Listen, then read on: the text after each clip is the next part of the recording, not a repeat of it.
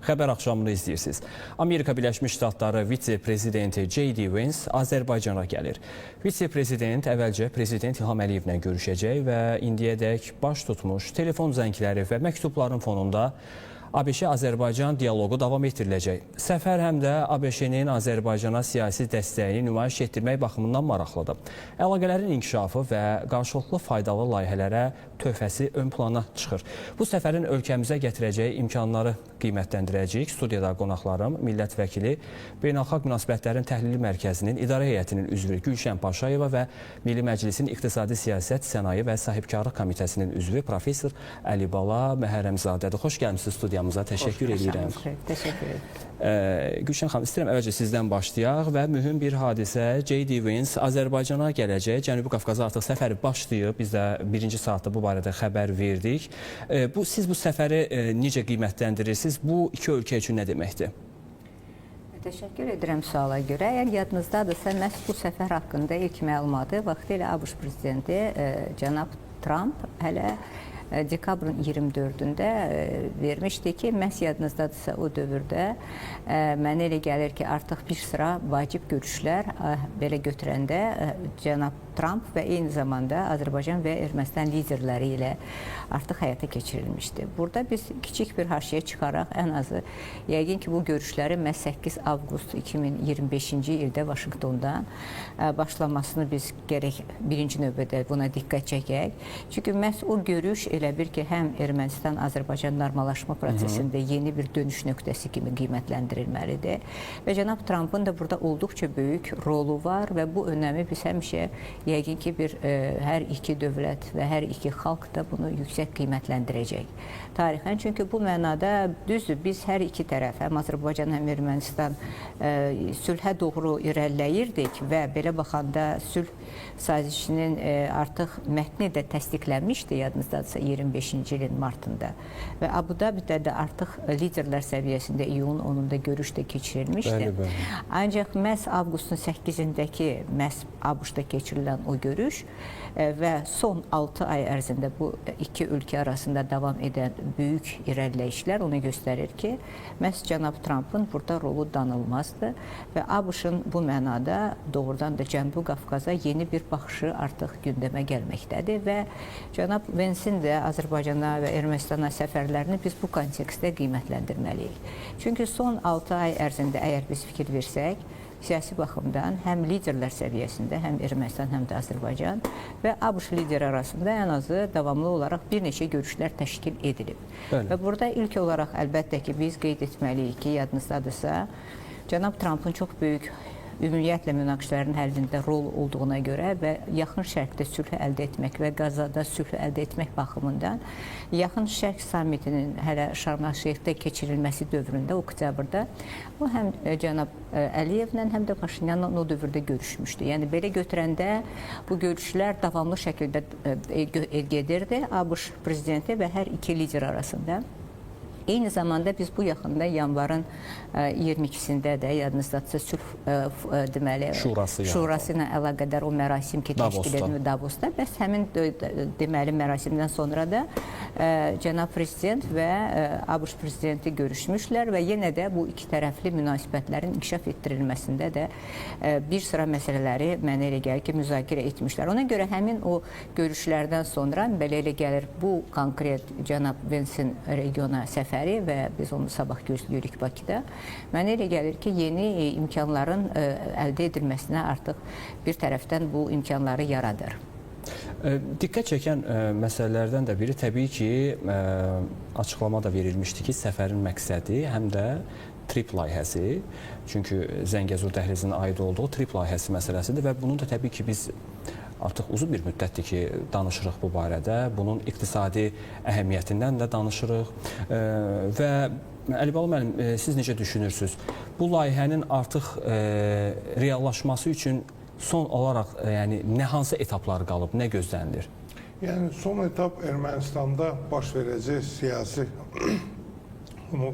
məsələlərin bitməsidir. Yəni, təbii ki, ondan sonra tam gerçəkləşəcək bu layihə. Amma biz artıq bu məntiqi gedişatı müşahidə edirik də. Yəni cənab prezidentin strategiyasının nəticəsi olaraq, yəni sabahki görüş və bugünkü görüşlər hamısı bir mənalı olaraq onu göstərir ki, bu layihə artıq gerçəkləşmək əsnasındadır və çox yaxın bir müddətdə biz həddindən artıq böyük bir projelerin Azərbaycanda baş verməsinin şahidi olacağıq və bu gün də investisiya mühiti və investisiya mühitinə uyğun olaraq investorların cəlb olunması prosesi gedir və təbii ki, bu prosesin arxasında yəni Azərbaycana böyük investisiyalar cəlb olunacaq və o cəlb olunan investisiyalarda təbii ki, iqtisadi artımına getirib çıxartmaqda yəni, həmin o qaydalara riayət etməkdə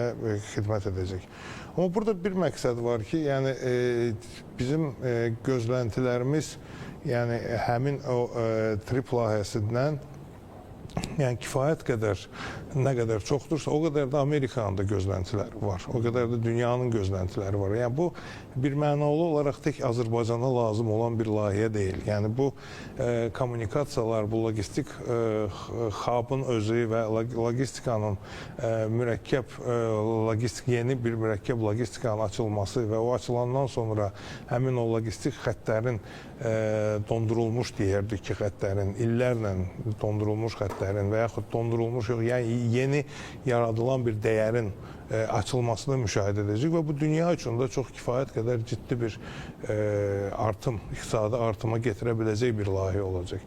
Və qeyd etmək istəyirəm ki, buna görə də biz hər bir halda yəni bunun alınmamaq şansı olmadığını müşahidə edirik və görürük ki, kifayət qədər bu cənab prezidentin strategiyası ona aparır ki, dünyada Çinin də burada marağı var, Amerikanın da marağı var, eyni zamanda Qərbi Avropanın da, Şərqi Avropanın da marağı var, ümumilikdə qardaş Türkiyənin də marağı var, hətta mən deyərdim ki, Rusiyanın da marağı var, İranın da marağı var və ən çox maraq da burada Azərbaycandan da çox Ermənistanın marağı var. Yəni Ermənistan həmin o dondurulmuş kommunikasiyaların açılmasına dair gedir. Yəni onun gələcəyi artıq blokadadan çıxır, dalandan çıxır və yeni bir formata çevrilir.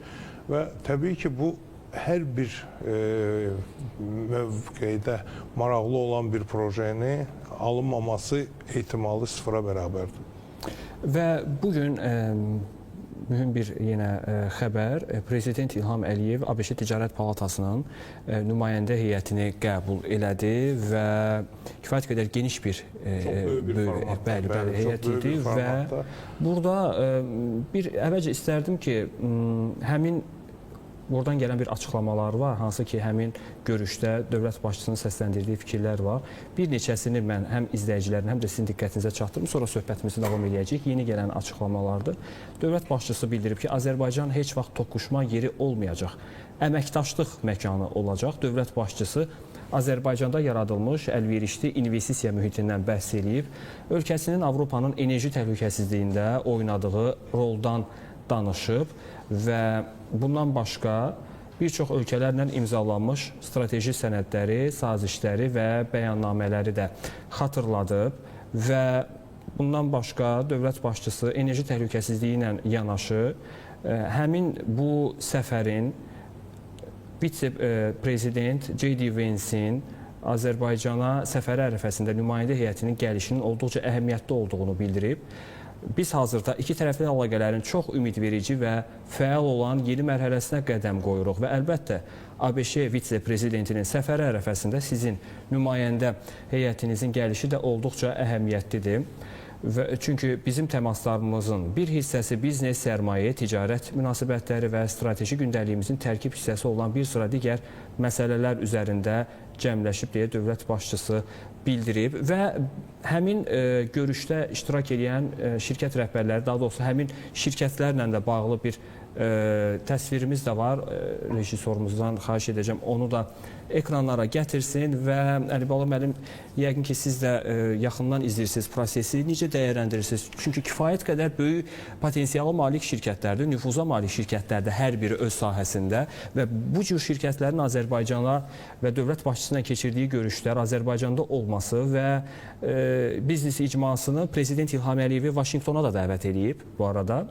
Bu nə deməkdir? Bu, bilirsiniz, bu ümumiyyətlə biznes tərkibində deyək, keçmiş postsovet məkanında bu tərkibdə bu cür qlobal şirkətlər heç bir vaxt bir yerdə toplanmamışdılar. Yəni bu bir böyük bir hadisədir. Yəni bugün deyək ki, biznesin özündə böyük bir hadisədir və bunların da o şirkətlərdə təqribən mən bir yax baxırdım, təqribən Amerika Birləşmiş Ştatlarının 5% ÜDM-ni həyata keçirilən bir şirkətlərdir. Yəni orada trilyonlarla dollar dövriyyəsi olan şirkətlər var onun içində. Onun içində bugün IT texnologiyaları dünyada formalaşdıran şirkətlər var. Orada otel şəbəkələrinin, yəni başında duran yeni otel şəbəkəsi formatı yaratan, yeni mədəniyyət yaratan bir şirkətlərdir. Sözünüzə qüvvət Əlibala müəllim, bir neçəsinə istəyərdim diqqət yetirək. Məsələn, Apple şirkətini görürük. Biz 3,5 trilyon dollar səviyyəsində onun bazar dəyəri var. Meta, Visa, Mastercard, JP Morgan şirkətini görürük biz hamısı burada. ayrı-ayrılıqda, yəni böyük gigantlardır. Dünya iqtisadiyyatının necə deyirlər, flaqmanlarıdır. Yəni bunlar ümumilikdə hərəsi bir onlarla, 20'lərlə dövlətin gücünə malik olan bir şirkətlərdir. Və bunların hamısının Bakıda gəlməsi, Bakıda yığışması, Cənab Prezidentlə görüşməsi, bu həmin o Cənab Prezidentin strategiyasının yəni gedişatının bir hissəsidir. Yəni mən də düşünürəm ki, sabahki görüşlə də bunun əlaqəsi çox böyükdür. Və bir qeyd etdiyimiz kimi o investisiya mühitinin də formalaşması, yəni Cənab Prezident də çıxışında qeyd etdi ki, Azərbaycan artıq bu investisiyaya hazırdır və bu investisiyaya hazır olmaq, yəni özü-özlüyündə, yəni əgər bu məsələlərimiz bizim deyək ki, bu Qarabağ münaqişəmiz və bundan sonraki proseslər həll olunmasaydı, heç də biz hazır olmaq deyək ki, hazır olmaq olduğumuz kimi özümüzü verə bilməzdik, təqdim edə bilməzdik və buna görə də bu prosesin, bu platformanın indi mümkün olması, yəni kifayət qədər bir böyük göstəricidir. Bu da təbii ki, prezidentlərin münasibətləri ilə əlaqəlidir və bu bizim necə ki, mənim həmkarım qeyd etdi, 8 avqustdan sonraki proseslərdən daha da sürətlənib bunun həyata keçməsi. Eyni zamanda biz qeyd etməliyik ki, yəni bu Trump koridorunun yaranması və bunun mövcudluğu da bu proseslə əlaqəlidir və təkrar məhsulların emalı və deyək ki, yəni kifayət qədər industriyanın gerçəkləşməsi, bunlar hamısı Azərbaycanda mümkün ola bilər və bu koridora yaxın olduğuna görə və Azad İqtisadi Zona platforması da burada əsas rollardan birini oynayacaq və bunlar hamısı bir-birinə bağlı olaraq, yəni kifayət qədər yəni ticari dövriyyəni də, yeni marşrutların da açılması, bunlar hamısı bir-birinin yəni məntiqi gedişatıdır. Və mən düşünürəm ki, bu çox yaxın zamanda artıq bu gedişlər baş verəcək. Bundan qabaq da bu şirkətlərin nümayəndələri yəni gəlirdilər burada İqtisadiyyat Naziri ilə kifayət qədər görüşlər aparılıb və ortaq konsensumlara gəlinib və indi bugün artıq onun nəticə etibarı ilə sonluğudur və biz bundan sonra böyük investisiyalar gözləyirik Azərbaycanda. Yəni investisiya mühitinə uyğun olaraq investisiyalar olunacaq və təbii ki, yəni bütün indekslərimiz də dəyişəcək. Azərbaycan artıq o siyasi motivasiyadan iqtisadi motivasiyaya keçə biləcək. Və belə bir məqamda elə istəyirəm Gülşən xanım sizə yönləndirim sualı, çünki Əlibala müəllim də vurğuladı və dövlət başçısının dediyi kimi Azərbaycan artıq münaqişə yeri yox, əməkdaşlıq məkanı olacaq və bu cür mühüm şirkətlər bugün Bakıdadır, dövlət başçısı onlarla görüşdü və Prezident İlham Əliyevi Amerika Birləşmiş Ştatlarına dəvət elədilər və sabah J.D. Vance gəlir. Təbii ki, bunların Əlibala müəllim vurğuladı ki, bunlar bir-birinə əlaqəlidir və biz bütün bunları nəzərə alanda J.D. Vance ilə keçiriləcək görüş sizcə bu istiqamətdə Azərbaycana hansı yeni fürsət və imkanlar gətirə bilər bundan sonra? Xüsusilə Cənubi Qafqazın əsas aktoru kimi diqqət çəkir Azərbaycan. Təşəkkür edirəm. Bəli, mən elə gəlir ki, mən bayaq qeyd elədim əvvəlki çıxışımda iki tərəfli münasibətlər. Yəni TRIP əlbəttə olduqca vacib bir layihədir və o layihə də oradan da Azərbaycanı Naxçıvan Muxtar Respublikası ilə birləşdirmə baxımından olduqca vacibdir. Ancaq o trip birbaşa elə bir Ermənistan və ABŞ arasında həyata keçirilən bir layihədir. Əlbəttə, burada bizim özümüzün də əlaqələrimiz vacibdir ki, biz başa düşək o layihə necə gedəcək Ermənistan ərazisində. Ancaq biz məhz Azərbaycan və ABŞ istiqamətindəki əlaqələri götürsək, burada birinci növbədə məhz Vaşinqton sammitindən sonra yadınızdadırsa, deməli qərar verildi ki, ABŞ və Azərbaycan arasında strateji tərəfdaşlıq haqqında xartiya üzərində işçi qrup yaradılır və onda yadınızdadırsa həmin o bəyanat da imzalandı ki, yəni memorandumda tərəflər arasında ki, bəs belə bir işçi qrup yaradılmalıdır və o işçi qrup məhz o xartiyanın yaradılması istiqamətində işləməlidir. O nə üçün lazımdır? Çünki iki ölkə arasında münasibətləri irəli aparmaq üçün bütün bax bu, əgər biz deyiriksə şirkətlər və s. investisiyalar. Bunu etmək üçün hər iki ölkə arasında müvafiq bir sənəd olmalı, bir konsepsiya olmalıdır ki, onun əsasında iş aparılsın. Əfsuslar olsun ki, Azərbaycan və ABŞ arasında belə bir sənəd imzalanmayıb indiyə qədər. Ermənistan və ABŞ arasında 2025-ci ilin yanvarında bu sənəd imzalanıb, ona görə onlar tamamilə başqa bir səviyyədədirlər. Ancaq bizdə, mən belə başa düşürəm, bu 6 ay ərzində artıq iki belə işçi qrupun görüşü təşkil edilib və müvafiq iş aparılıb hər iki tərəfdən ki, belə bir xartiya imzalansın. Ona görə də mənə elə gəlir ki, biz bu ümumi, bu şirkətlərin Bakıya gəlməsi və bu mənada eyni zamanda cənab Bensin də sabah Bakıya gəlməsi onu göstərir ki, burada böyük bir maraq var. Həm ABŞ tərəfdən, Azərbaycan tərəfdən ki, iki tərəfli münasibətləri inkişaf etdirmək və bu istiqamətdə gələcək elə bir ki, perspektivlər müəyyənləşdirmək. Yadınızdadır, sonra bir sıra istiqamətlər həmin o sənəddə göstərilmişdi. Vaşinqtonda imzalanmış iki tərəfli sənəddə ki, orada enerji, orada tranzit, orada süni intellekt, yadınızdadırsa, orada bir sıra vacib istiqamətlər göstərilmişdi ki, ticarətin məsələn inkişaf etdirilməsi olduqca vacibdir. Və eyni zamanda hərbi baxımdan da biz əməkdaşlığı istəyirik davam etdirmək, hətta orada terrorizmlə bağlı da birgə mübarizə məsələləri də var idi. Yəni orada bir sıra istiqamətlər həmin sənəddə göstərilmişdi və mən əminəm ki, işçi qrup hər iki ölkə tərəfdən müvafiq iş aparıb və inanıram ki, bu istiqamətdə həmin o xartiyanın hazırlanmasında müəyyən addımlar var və bu özü də onu göstərir ki, ABŞ tərəfi də çox maraqlıdır ki, Azərbaycan və ABŞ arasındakı iki tərəfli münasibətləri tamamilə yeni bir müstəviyə qaldırsın. Və elə az öncə də mən həmin o görüşdən bir neçə sitat və fikir səsləndirdim və indi mənə verilən məlumata görə yenidən bir kiçik bir video var və video material var. İstəyirəm onu təqdim eləyək dövlət başçısının çıxışından. Beynəlxalq əlaqələrimizin coğrafiyası da genişlənir. Bir çox ölkələrlə imzalanmış strateji tərəfdaşlıq sənədləri, sazişlər və bəyannamələr var. Ölkələrdən bəziləri bir-biri ilə yaxşı münasibətdə deyil. Lakin mən hər zaman demişəm ki, Azərbaycan heç vaxt toqquşma yeri olmayacaq, əməkdaşlıq məkanı olacaq. Hər kəs üçün kifayət qədər imkan olacaq və əlbəttə ölkənin inkişaf gündəliyi göstərir ki, biz düz yoldayıq. Bu gün dediyim kimi Birləşmiş Ştatlarla münasibətlər yeni, tamamilə əla dövrə qədəm qoyur.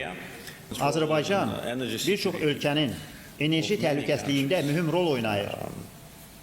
Onlardan 10-u Avropa İttifaqının üzvü, 11-i isə eyni zamanda NATO-nun üzvüdür. Həmin ölkələr üçün hazırda Azərbaycan heç zaman görünmədiyi qədər daha mühüm tərəfdaşa çevrilir.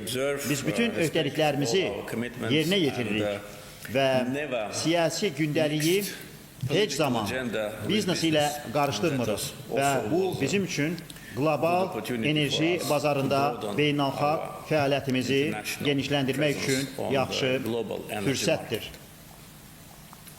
Artıq müzakirə etdiyimiz daşımalar layihələri region üçün böyük imkanlar yaradır. Çünki biz 30 il ərzində Ermənistanın təcavüzü və işğalına məruz qalmaq faktına baxmayaraq, Azərbaycan məhz ərazilərinin azad olunması, güc və siyasət vasitəsilə ərazi bütövlüyümüzü və suverenliyimiz tam bərpa edildikdən sonra birinci addım atdı və 2025-ci il avqustun 8-də Prezident Trumpın köməyi ilə sülh quruldu. Bəli, dövlət başçısının da vurğuladığı məsələlərdən də biri Azərbaycanın Avropanın enerji təhlükəsizliyində oynadığı rolu idi və qeyri-neft və qaz sənayesi demək olar ki 8% artıb deyə dövlət başçısı bildirib Azərbaycanın və onunun qaz alan ölkələrin Avropa İttifaqı ölkələrinin olduğunu bildirdi, Avropa İttifaqına daxil olan ölkələrin. Bu, Azərbaycanın müşahidə edəndə kifayət qədər mühüm rol oynayır enerji təhlükəsizliyində vurğuladıq. Belə olduğu təqdirdə Avropanın Azərbaycanla əməkdaşlığı məlum məsələdir bu istiqamətdə. Bu, Amerika üçün nə deməkdir? Belə bir tərəfdaşla işbirliyini artırmaq. Yəni, qeyd olundu, onun 11-i də NATO-nun üzvləridir. Yəni, kifayət qədər Amerikaya aidiyyatı var da bunların hamısının. Yəni, sonunda enerji təhlükəsizliyinin Azərbaycan tərəfdən kifayət qədər strateji müttəfiq olması, yəni Amerikada köməkliyi göstərdi ki, Amerika artıq öz enerji resurslarından, yəni istədiyi istiqamətdə istifadə edə bilsin. Alternativ halda Amerika qeyq müdaxilə eləsin, orada dotasiyalar işə düşsün, yəni kifayət qədər orada qlobal problemlərin həlli gündəm olsun və bu gün də Azərbaycan artıq öz strateji müttəfiqliyi ilə, deyək ki, öz həmin o tərəfdaşlığı ilə, daha doğrusu öz strateji tərəfdaşlığı ilə enerji təhlükəsizliyini, problemini öz üzərinə götürüb və həll edir. Həllinin bir istiqamətini nümayiş etdirir. Bu çox vacib bir məqamdır və eyni zamanda biz qeyd etməliyik ki, biz enerji sahəsində göstərdiyimiz istiqamətlə, yəni biz bir mənalı olaraq onu dünyaya nümayiş edirik ki, biz strateji müttəfiq ola bilən bir kontentik, yəni bir devlətik və hər bir halda yəni öz üzərimizə götürdüyümüz öhdəliklərin hamısını yerinə yetiririk. Ona baxmayaraq ki, dünyada bu gün qlobal çaxnaşmalar baş verir və kifayət qədər qeyri-stabil siyasi münasibətlər zəminində deyək ki və heç bir müdaxiləni, yəni iqtisadiyyatı siyasətə qatışdırmırıq. Bu demək olar ki, Azərbaycan o kontekstdə dünyada bəlkə də yeganə dövlətlərdən biridir ki, siyasətlə iqtisadiyyatı bir-birinə qarışdırmır. Və bu da çox önəmli bir mesajdır dünyaya və Cənab Prezidentin verdiyi mesajın nəticəsi olaraq, nəticə etibarıyla onu göstərmək olur ki, yəni Azərbaycan kifayət qədər yenə də investisiya və tərəfdaşlığa hazır bir mövqeydədir və bunu yaxın zamanlarda artıq baş verməsi mesajıdır bu demək olar ki, yəni çünki o artıq bu strateji müttəfiqliyin necə ki mənim həmkarım söylədi, yəni bərqərar olunmasına gedən bir yoldur. Yəni və biz heç bir zaman Amerika ilə bu qədər yaxın olmamışıq. Yəni qeyd etsək ki, yəni Senatda da, yəni kifayət qədər bizə qarşı ikili standartlar və hətta üçlü standartlar baş verirdi və indiyə qədər də orada lobbilik fəaliyyəti davam edir və kifayət qədər bir balaca Azərbaycanla demək olar ki, bütün o Senatın mübahisələri göz qabağındadır və ona baxmayaraq Azərbaycan öz təmkinlə, səbri ilə, yəni öz işini görür. Çünki heç bir zaman, yəni yenə də deyirəm, heç bir sözləşməni pozmuruq. Və bu da kifayət qədər bir böyük bir zəmin yaradır ki, bu ölkə ilə, bu cür liderlə, yəni tərəfdaşlıq etmək lazımdır və bu da bir mükəmməl bir platformalara çıxarta bilən bir kontentdir. Gülşən xanım, Əlibolu müəllimin də vurğuladığı kimi heç vaxt yəni bu qədər Amerika və Azərbaycan yaxın olmuyor və proseslər də onu göstərir ki, əslində münasibətlər daha da dərinləşmək üzrə inkişaf edir. Təbii ki, bu da Azərbaycan tərəfindən çox müsbət qarşılanır. Təbii ki, bunu müsbət qarşılamaya bilən ölkələr də ola bilər. Fikrimi düzgün ifadə edə bildimsə bilmirəm. Bu, sizcə hər hansısa region, ümumi coğrafiya baxımından nəzərə alsaq, kimlərinsə xoşuna gəlməyə bilərmi və gəlməzsə əgər hansı aspektdə bu diqqət çəkə bilər və yaxud da daha dəqiq belə deyək, hər hansısa bir təhlükə mənbəyi sayıla bilərmi Azərbaycan-ABŞ əməkdaşlığı kimlər üçünsə? Yaxşı sualdır. Biz gəlib geosiyasətə çıxacağıq. Əgər bunu biz dərinə getsək, yəni biz ümumiyyətlə götürürüksə bugünkü dünyada, əgər dünya nizamı baxımından siz bilirsiniz ki, bu saat elə bir ki, yeni bir dünya yaranmaqdadır. Yəni bu yeni dünyanın yaradılması baxımından əlbəttə belə baxsaq, bəzi qüvvələr və bəzi güclər, aktorlar əlbəttə bu proseslərdə müəyyən mənada ehtiyatlana da bilərlər. Çünki belə də ABŞ çox uzaq bir ölkədir, uzaqda da yerləşir və ABŞ həmişə bu regiona, belə götürsək, keçmiş Sovet məkanı kontekstində həmişə Russia first elə bir baxışı var idi ki, Rusiya birinci dövlətdir, böyük dövlətdir və bütün bu kiçik ölkələr də elə bir onun elə bir nüfus dairəsindədir və s. Yəni adətən ilk illərində müstəqillik dövründə belə bir münasibət həmişə də sərgiləyiblər. Və belə baxanda əlbəttə ki, bugünkü reallıqda dünya dəyişir və bugünkü dünyada artıq o keçmiş narrativlər də dəyişməkdədir. Yəni yavaş bir öz məcrasında dəyişir. Və bu baxımdan əlbəttə bir tərəfdən 4 ilə yaxın davam edən Ukraynadakı müharibə, yaxın şərqdə yenidən müharibənin alovlanması və davam etməsi və bu baxımdan artıq dünyada ümumiyyətlə götürsək o zəncirlər ki var, ticarət və enerji və s. o zəncirlərin bir sırası artıq qırılma baxımından yeni zəncirlər və yeni münasibətlərin formalaşmasına gətirib çıxarır. Ona görə də bugünkü reallıqda Cənubi Qafqaz və Mərkəzi Asiya elə bir ki, zolağı yaranır ki, bu zolaq bir tərəfdən Türkiyə, o bir tərəfdən də Çin və Avropa İttifaqı da bu bir tərəfdən yeni bir münasibətlərin ortaya gəlməsinə gəlib çıxır. Bu baxımdan əlbəttə ki, ABŞ-ın özünün də burada öz maraqları ola bilər və ABŞ da bu baxımdan əlbəttə ki, bir tərəfdən mən bayaq əvvəldə qeyd etdiyim kimi çox böyük bir rol oynayıb. Məhz Azərbaycan və Ermənistan münasibətlərinin ən azı belə baxsaq, ən çətin bir hissəsi olan, məsələn, Zəngəzur dəhlizinin bugün doğrudan da ən azı yavaş-yavaş reallaşması baxımından. Çünki o çox çətin bir halqa idi, belə götürsək, normallaşma prosesində və artıq onun reallaşması üçün müvafiq olaraq texniki və eyni zamanda siyasi bir dəstək ABŞ-dan gəlməkdədir. Bu çox güclü və çox lazımlı bir dəstəkdir və biz bunu yüksək qiymətləndirməliyik. Mən əminəm ki, o qüvvələr ki, bəlkə də ehtiyatlanırlar, onlar özləri də ABŞ-ın bu baxımdan dünyanın ən güclü, bugünkü regional və qlobal baxımdan bir aktor olduğuna heç burada şübhə eləyə bilməzlər. Və burada da müəyyən münasibətlərin onun həmin dövlətlər və ABŞ arasında müəyyən ortaq məxrəcə gələ biləcəklər. Mən burada şübhə eləmirəm. Əsas maraq odur ki, biz özümüz, mən elə gəlir, Azərbaycan bir dövlət olaraq və cənab prezident bunu mən əminəm ki, gözəl bilir.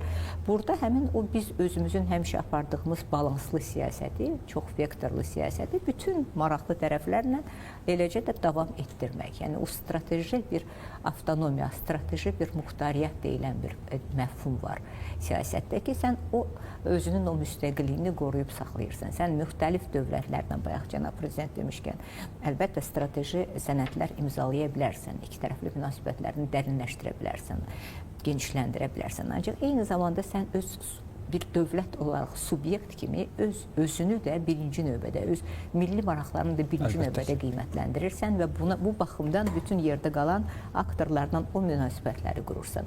Ona görə bu baxımdan mənə elə gəlir ki, bugünkü reallıqda biz doğrudan da tarixi bir elə bir ki, mərhələdəyik, o mərhələ hələ formalaşmaqdadır. Yaxın illərdə, əgər nə vaxt ki, Zəngəzur artıq dəhlizi, trip hissəsi ilə bir yerdə. Çünki mən həmişə onu trip hissəsini məhz Ermənistandan keçən, onun Sünik ərazisindən keçən hissə kimi başa düşürəm.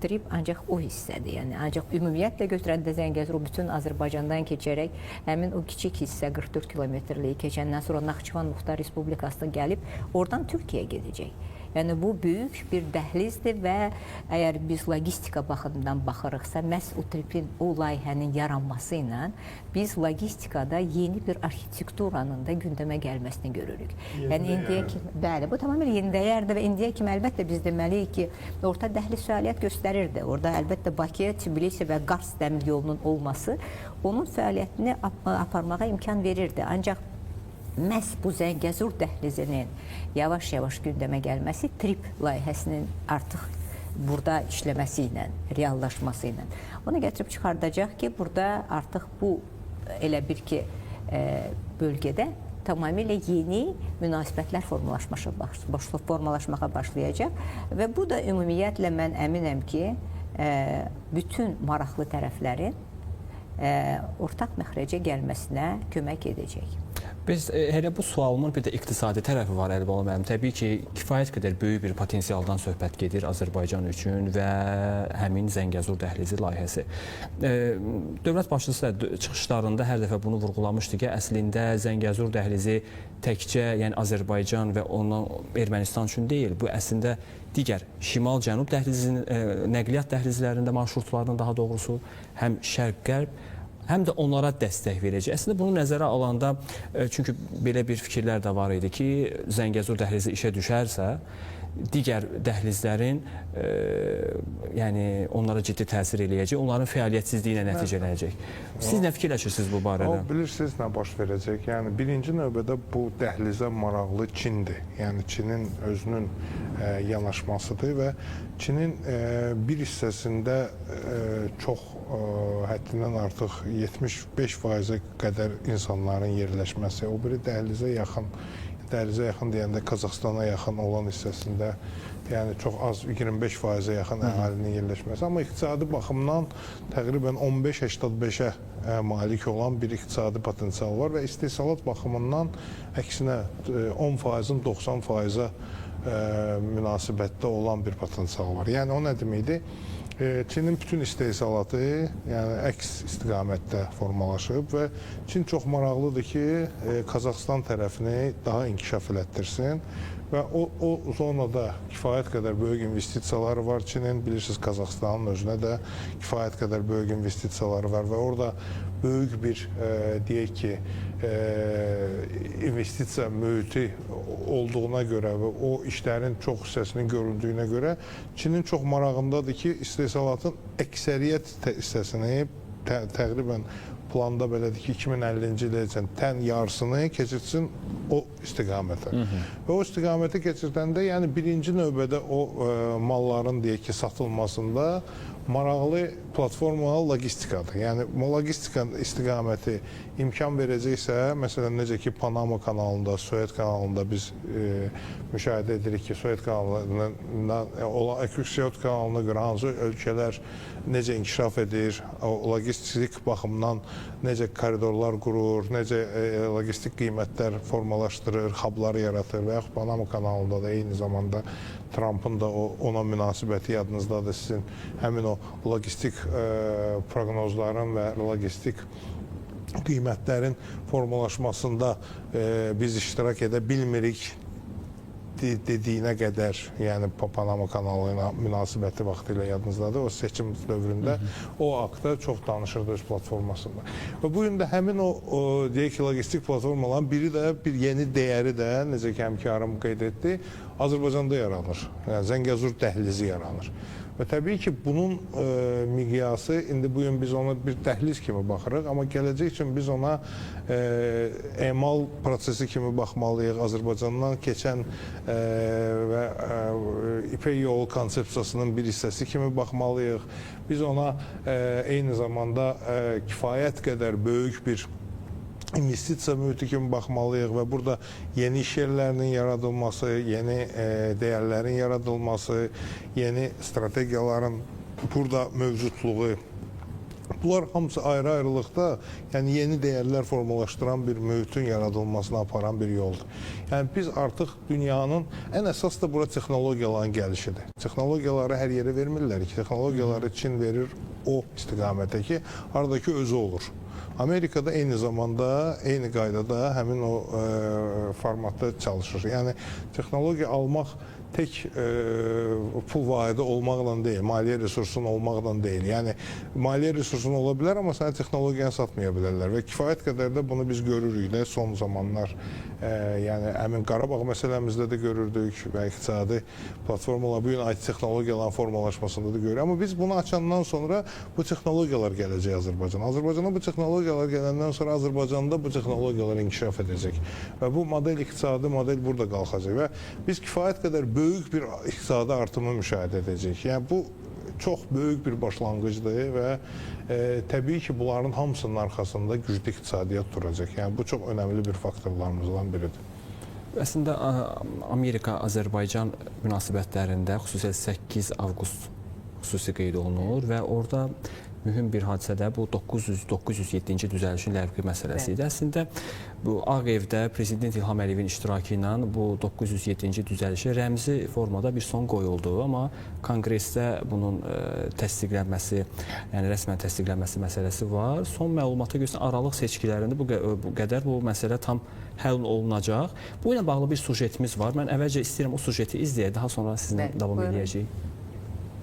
Vaxtilə konqresmen Baydenin xeyir duası və erməni lobbisinin imkanları hesabına qəbul olunan 907-ci düzəliş Vaşinqton-Bakı əlaqələrinə uzun illər problemlər yaradıbdı. Düzdür, bir müddət 907-ci düzəlişin tətbiqi ABŞ-nin bəzi prezidentləri tərəfindən dondurulsa da, Baydenin prezident seçilməsindən sonra bu qanun yenidən aktivləşdirildi. Təbii ki, Bayden erməni lobbisinin müttəfiqliyi bu işdə mühüm rol oynadı. Nəhayət, 2025-ci il Azərbaycan-ABŞ əlaqələrində tarixi dönüş ili oldu. Donald Trumpın prezident seçilməsi və təmsil olunduğu Respublikaçılar Partiyasının Konqresdə və Senatda tam çoxluğa sahib olması ABŞ-nin Azərbaycanla əlaqələrində mane olan qüvvələri qismən də olsa neytrallaşdıra bildi. Və biz ABŞ ilə 2026-cı ilə tamamilə yeni bir əməkdaşlıq formatında qədəm qoyuruq. 907-ci düzəlişin ləğvi, Trip dəhlizinin açılması və strateji tərəfdaşlıq xartiyasının hazırlanması kimi mühüm addımlar atılması Trump administrasiyasının Azərbaycana olan münasibətinin yeni tablosudur. Artıq Trip layihəsinin həyata keçməsi prosesinə start verilib. Strateji tərəfdaşlıq xartiyasının hazırlanması prosesi yekun mərhələdədir. Qalır 907-ci düzəliş. Bu düzəlişin ləğv olunması isə əslində çətin və hüquqi baxımdan qəliz bir prosedurdur. Konqresmenlərin və senatorların bu düzəlişin ləğv olunmasında rolu həlledicidir. Bu baxımdan tək ABŞ prezidenti Donald Trumpın təşəbbüsü yetərli deyil. Konqres də bu prosesdə fəal iştirak etməlidir. Bu fikri Azərbaycan prezidenti İlham Əliyev jurnalistlərlə görüşündə daha diplomatik dillə ifadə etdi. Təbii ki, Azərbaycan kimi bölgədə güclü potensialı və nüfuz dairəsi olan ölkə ilə Amerika Birləşmiş Ştatları üçün də əməkdaşlıq önəmlidir, bizim üçün də. Ona görə bu nöqteyə nəzərdən keçən ildə dönüş ili sayıla bilər. Ağ Evdə Prezident Trump mənim orada iştirakımla keçirilən mərasimdə 907-ci düzəlişə deməli son qoydu, bunu aradan qaldırdı. Halbuki hələ ki Konqres bunu rəsmən aradan qaldırmalıdır. Amma prezident tərəfindən atılan bu addım xüsusilə mənim iştirakımla rəmzi məna daşıyır təbii ki. Prezident İlham Əliyevin fikirlərindən aydın olur ki, 907-ci düzəlişin ləğvi bizim üçün prioritet olaraq qalır. Əslində bu düzəliş ləğv olunmasa, ABŞ Azərbaycan strateji tərəfdaşlıq xartiyasının anlamı da olmayacaq. Çünki Qafqazda təhlükəsizlik arxitekturasının qurulmasında əsas rolun Azərbaycanın boynuna düşdüyünü Ağ Ev administrasiyası bilir və buna görə də rəsmi Bakı ilə münasibətləri strateji tərəfdaşlıq müstəvisinə qaldırır. Bu baxımdan Ağ Ev 907-ci düzəlişin tam ləğv olunmasına çalışır və çox güman ki, ABŞ-də konqresə keçiriləcək aralıq seçkilərinə qədər bu problem öz həllini tapacaq. Bəli, qeyd elədik ki, sujetdə də qeyd olunur ki, aralıq seçkilərinə qədər bu məsələ həll olunması gözlənilir. Siz necə fikirləşirsiniz Gülşən xanım? Sujetdə də qeyd olunur ki, əslində Prezident Trumpın da məhz bu addımı atması Prezident İlham Əliyevlə həm də Azərbaycana olan əməkdaşlığa olan marağın nəticəsi idi və bu düzəlişin ləğvi sizcə Konqresdə də ümumiyyətlə olmaya bilərmi? Təşəkkür edirəm. Bəli, bu yadınızdadırsa, biz bu çox gözəl bildirik. Yadınızdadırsa 92-ci ilin oktyabrında bu deməli azadlığa dəstək aktı deyilən bir sənəd qəbul edildi. Vaxtilə ABŞ Konqresi tərəfindən və həmin sənəddə keçmiş 15 ölkə ki var idi, keçmiş Sovet dövlətləri və o dövlətlərə ABŞ tərəfdən hökumətlərə yardım göstərilməli idi. Yeganə ölkə idi o dövrdə Azərbaycan ki, onlar belə bir düzəliş qoydular həmin o sənədə ki, məhz Azərbaycana belə bir yardım verilməsin. Və əsas səbəb də o vaxt erməni lobbisinin apardığı siyasət nəticəsində o idi ki, biz Ermənistanı blokadaya salmışıq, ona görə də bizə vermək olmaz. Yəni bu əsas böyük bir problem idi və uzun dövr Azərbaycan bu haqsızlıqla, çünki sonraki dövr göstərdi ki, 94-cü ildə artıq yadınızdadırsa biz atəşkəs haqqında sənədi imzalayanda Ermənistan Azərbaycan 20%-ni tutmuşdu və heç cür bu reallıq onu göstərirdi ki, Azərbaycan hökuməti Ermənistan artıq bütün o əraziləri tutub və burada heç bir blokadadan söhbət gedə bilməz. Əksinə Azərbaycanın Naxçıvan bölgəsi blokadada qalmışdı.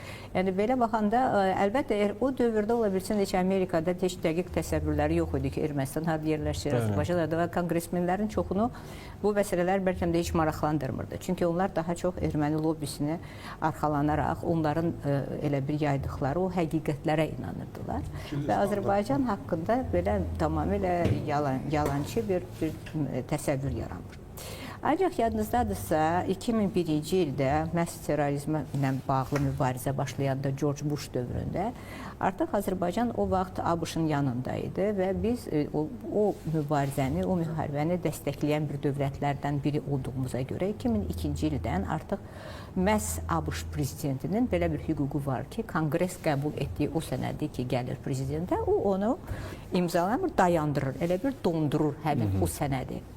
Və ona görə 2002-ci ildən başlayaraq ABŞ prezidenti həmin hər dəfə öz imzası ilə həmin o deməli düzəlişi dayandırırdı və ona görə də əlaqələr davam etdirilirdi. Yəni bu mənada həmin sənəd qalırdı, çünki bu məhz Konqres tərəfindən qəbul edilmiş bir sənəd. Ancaq ABŞ prezidentinin belə bir hüququ var ki, həmin o sənədi öz imzası ilə dayandırır. Və yalnızca 20-ci ildən sonra 2-ci Qarabağ müharibəsi və s. və o dövrdə çoxlu yenə Azərbaycana qarşı o dövrdə Qərbdə belə bir təsəvvürlər, düzgün olmayan təsəvvürlər yaradıldıqdan sonra Biden administrasiyası dövründə artıq Biden həmin o imzanı atmadığına görə həmin qərar yenidən qüvvəyə mindi və biz artıq bir neçə il artıq bu mənada həmin o əməkdaşlığı apara bilmədik ABŞ-Azərbaycan məhz dövlətlər səviyyəsində. Və burada indi biz qeyd etdiyimiz məsələdir ki, məhz cənab Trump artıq yenə də öz imzası ilə həmin o sənədi dayandırıb, onun qüvvədən salıb və bu saat hal-hazırda bu istiqamətdə indi ona görə də dövlətlər arasında bu proses, bu münasibətlər yenidən gündəmə gəlib. Ancaq əlbəttə biz sizi ilə əgər fikirləşiriksə ki, o sənədi Konqres, əlbəttə cənab prezident onu da qeyd etdi. Orada son dövrlər deməli orada konqresmen məhz Floridadan olan xanım Luna yeni bir sənədlə artıq deməli orada bir neçə etaplardan keçir istənilən, yəni bizdə də parlamentdə belədir. Deməli deputatlar özləri də müəyyən təşəbbüslə çıxış edə bilərlər. Bax bu həmin o xanım da öz təşəbbüsü ilə çıxış eləyib və hal-hazırda onun deməli təqdim etdiyi qanun layihəsi xarici məsələlər üzrə komitənin elə bil ki ora onu təqdim edib. Bəli, məncə 2025-ci ilin sentyabrından həmin sənəd ora təqdim edilib. Bu yaxında parlamentdə bizdə artıq ABŞ Konqresinin bir sıra əməkdaşları gəlmişdilər, orta səviyyədə peşəkar onların nümayəndələri və mən o sualı orada qaldırdım ki, çünki mən ABŞ-Azərbaycan dostluq qrupunun üzvü olaraq ki, məhz o xanımın qaldırdığı həmin o qanun layihəsi sizin komitədədir, çünki həmin komitənin üzvləri orada iştirak edirdilər, həmin o görüşdə. Bəs o sənəd nə, hansı yerdə? Siz o məsələyə bir diqqət verin, çünki burada doğrudan da Azərbaycana qarşı haqsızlıqdır. O sənəd isə artıq qaldırır o məsələni ki, bütün Azərbaycana qarşı qaldırılan bax bu belə texniki problemlər məhz o 9-7 ilə bağlı, o artıq elə bir ki, o birisi qanunu, əgər bu qanun keçirsə Konqresdən, onda əlbəttə ki, o birisi qanun öz qüvvəsini itirəcək. Yəni, bu artıq parlament səviyyəsində gedən bir fəaliyyətdir. Və mən belə başa düşürəm ki, indi o həmin qanun, həmin o komitədən keçəndən sonra getməlidir, deməli, nümayəndələr palatasına. Orada müzakirələr olmalıdır. Ondan sonra getməlidir Senata və Senatdan da keçəndən sonra artıq sənəd gəlir prezidentə və beləliklə də əgər o ikinci qanun keçərsə, bu məsələ həll edilə bilər. Ancaq yenə də onlar da onu dedilər ki, konqres elə bir yerdir ki, orada hər bir konqresmen, hər bir senatorun özünün baxışı və fikri var və səs vermə və s. və konqres özünə məxsus bir fəaliyyəti var və bu fəaliyyət də ki, bilirsiniz ki, onu proqnozlaşdırmaq mümkün deyil. İnanaq ki, burada bir müsbət nəticə də əldə etmək olacaq.